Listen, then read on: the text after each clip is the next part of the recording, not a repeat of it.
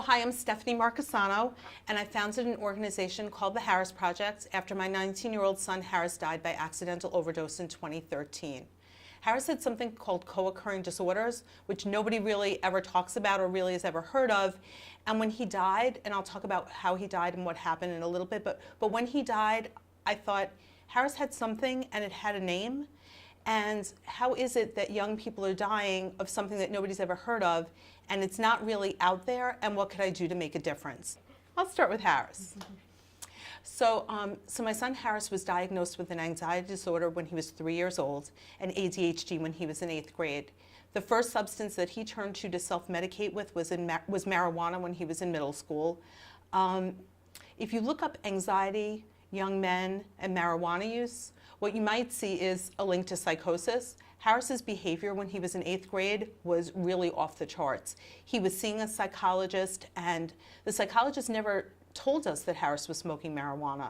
And so when things got really challenging for us and for him, we decided to homeschool him for the end of 8th grade.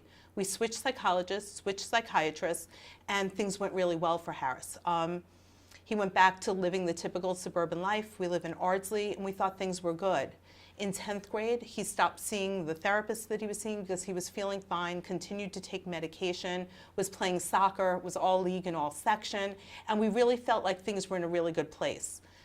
11th grade came, and the stress and pressure, now he'd redeemed himself in our community, he was feeling really good, and the ACTs, the SATs really became a challenge for him. He wasn't seeing a talk therapist, and he began struggling again.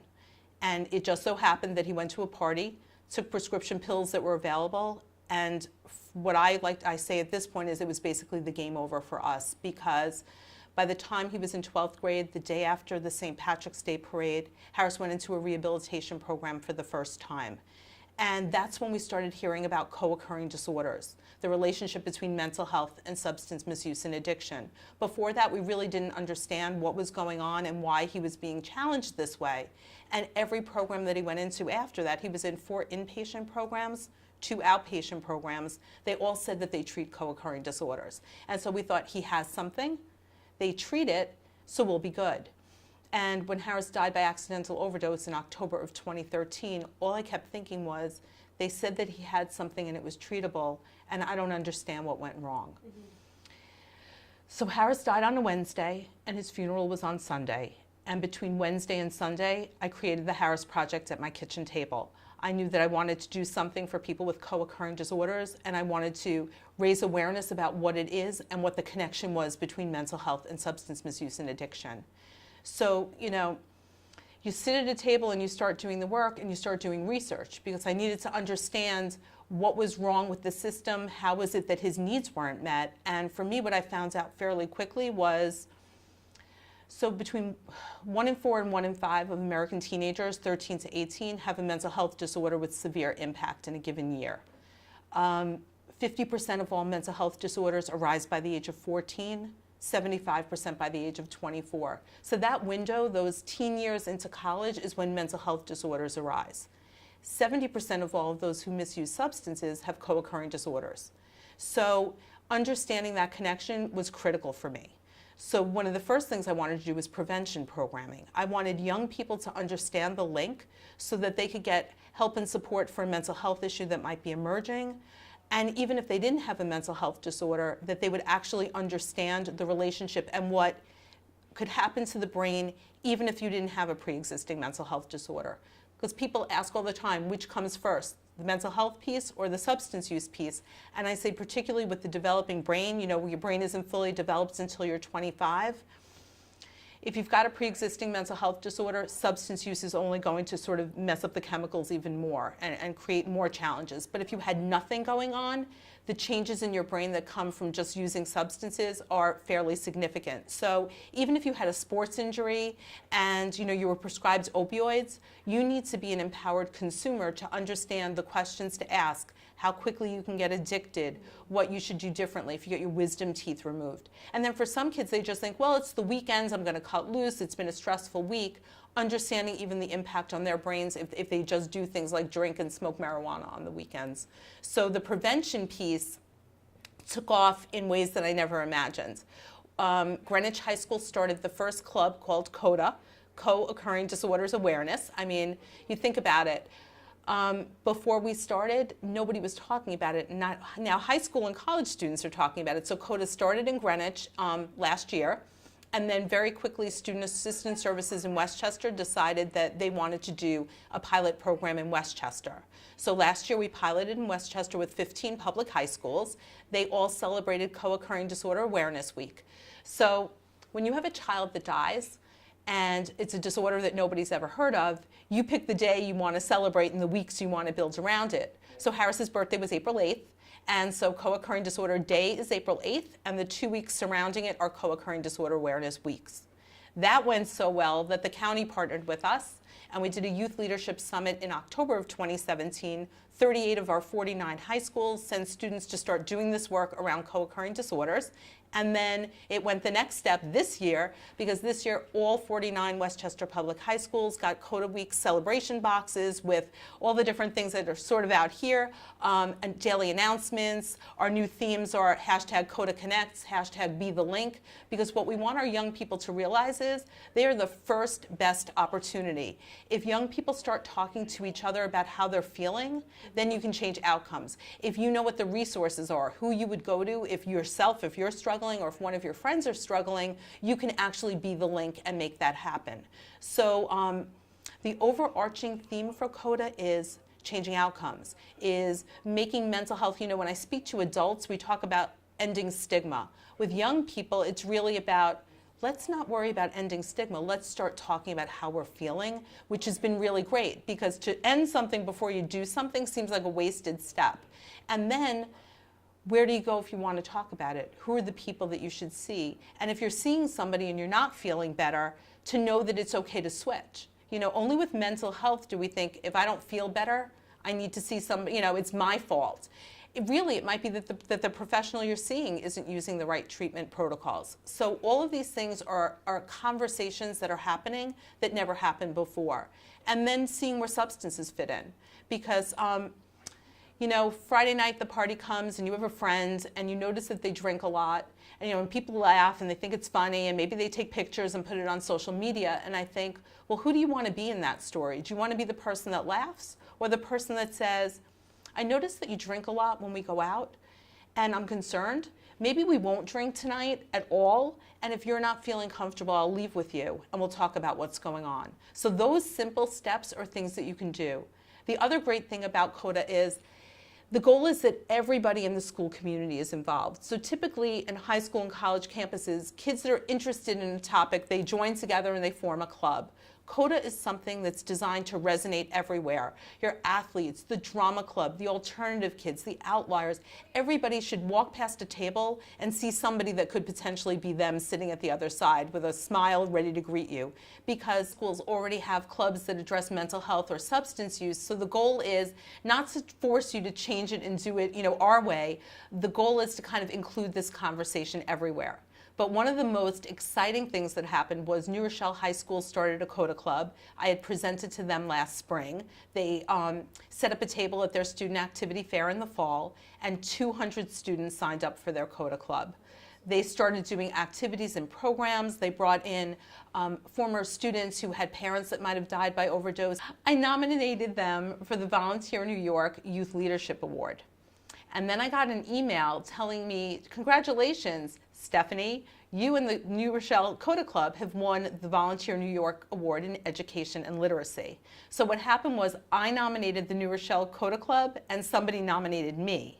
And so they decided to give us both the award. So on April 20th, in front of 600 people across Westchester, we'll be at the Westchester Marriott receiving the award, which is super exciting. Yeah, that's really cool. So I appreciate the faith and the collaboration from across the county. We work in partnership with the Department of Community Mental Health in Westchester, with Westchester County government, and with Putnam Northern Westchester BOCES. So it's really a great collaborative effort, and the word is really getting out there. So now the other piece of what we do. So I view the mission and vision of the Harris Project to be the two ends of this whole, epidemic. First, obviously the prevention piece, but then there's the treatment piece, because obviously prevention is the first best way. If you can get to young people before, if you can approach that window of opportunity and really reach people, then it's a home run. But there are a lot of young people, teens, young adults, and even older people who are now, they have a mental health disorder, they have trauma in their lives, they're complex, and they're also using substances. And what I realized was every single program that Harris went into, they said that they were co-occurring capable. But each one addressed the substance use first and never got to the mental health piece. And I thought, things have to happen differently because people aren't getting their needs met. And I always say that I follow the breadcrumbs, and the breadcrumbs led me to an expert in California. Dr. Ken Minkoff is the international co-occurring systems change expert. And I learned probably the saddest and happiest news when I spoke to him for the first time. So I thought that I was going to need to create the treatment model. I had planned an integrated treatment roundtable that happened at Mercy College in April of 2016. And Westchester was there, Orange and Putnam counties. Mercy College had representation, hospitals, providers. And I thought that what we were going to be sitting down and doing was the beginning work to writing the treatment protocol. But when I spoke to Dr. Minkoff, what I found out was that the treatment protocol had already been written. I just needed people to start using it. Now, the protocol was written in 2005. My son died in 2013. So I say it's the saddest thing because had people been using it, had this been the industry standard, Harris would definitely still be here, but I didn't have to do the work of creating the protocol. So the federal government, Substance Abuse Mental Health Services Administration, SAMHSA, they wrote the book. What happens is every state gets to decide what they do with their mental health and substance use dollars. So New York State has two different agencies, the Office of Mental Health and the Office of Alcohol and Substance Abuse. They operate separately. So if you're in a mental health program and you're using substances, they move you out of that program. So think about it. The system is not designed to meet the needs of the person. It's either one or the other. The same way when people ask, well, what about private rehabilitation programs? They don't really have an incentive to integrate because nobody's really watching what they're doing. You know, parents are usually desperate, people are going in, and so you hear about detox, 28 days, people come out, and then it starts again. So in the beginning, I went up to Albany, I met with parents at the Office of Alcohol and Substance Abuse Services. They would have events, and I would say, how many times has your kid been in a rehabilitation program? 10 times, 15 times. I'd say, well, did you ever think that maybe it was the model that wasn't working and not your loved one's desire to get well? And everybody kept thinking, oh, you know, we'll get to that. And for me, this was the thing that we needed to get to. So in April of 2016, we started the roundtable, but it became not about creating the treatment model. Now it was about doing the work to get people to start using the book. I ran for a New York State committee, the Regional Planning Consortium, a couple of months after that, and people kept saying, the parent, peer, youth advocate group, that's just a group that they create just so that they give you something to do. It doesn't actually do anything. And it was 7 counties, and it was about integrated treatment under Medicaid, and I thought, it sounds like something that might work for me. The first big thing that the 7 counties did was bring Dr. Ken Minkoff in for 2 days on co-occurring systems of care. So we did that in November, and Westchester County continues to lead the way. The first thing that Westchester did after the November meeting is we all regrouped, and we created the Westchester County Co-occurring System of Care Committee, which I co-chair.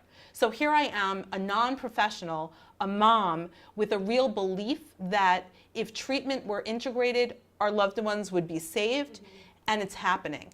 So we have every agency and provider in the county is going to get the opportunity to self-assess. What are they doing well? Because we always say, if you say you do 20 things, but you only do 3 things well, you only do 3 things. So here the goal really is, what do you do well, and how can we support you bringing in the parts of your program that you need? So we have 3 learning communities: prevention and promotion, which obviously I co-chair beyond the regular committee because I do a lot of community outreach. Training and continuing education, because our mental health providers want to get more information about the substance use side, and the substance use providers want to get more information about the mental health side. And then we have licensing and regulatory, because New York State now has something called an integrated treatment license, but nobody's really sure how it works. So if it's, again, a paperwork thing, but it's not trickling down to true patient care, that's where we come in. So we're going to really be doing a deep dive into how all of that works. But if you think about the size of the country, and if you think about how many times you hear about the opioid epidemic on TV, it's always heavy and weighty and tragic. And you look at Little Westchester County, and it's such a, for me, I suffered a loss, yet this is such a positive and empowering opportunity. Prevention through C.O.D.A, through community outreach, through talking about this, and then treatment, bringing together people who have done work in these fields for years, but are so open to the collaboration and the change.